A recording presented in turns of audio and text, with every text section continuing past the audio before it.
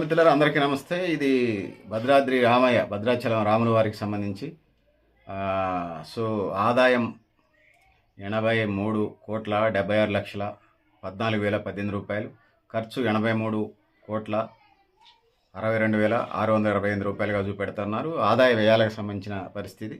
So పెద్దలారా మిత్రులారా, ఇది పరిస్థితి. వివిధ రూపాల్లో ఆదాయం వస్తూ ఉంటుంది. జనరల్ విభాగంలో 55,99,20,960 ఆదాయం వస్తే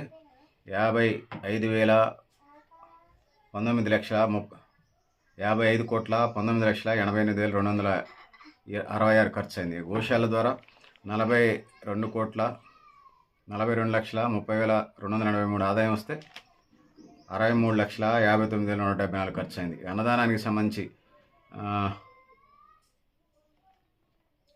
27,34,062.774 ఆదాయం వస్తే ఖర్చుకు సంబంధించి 27,17,015.187 ఖర్చు అయింది.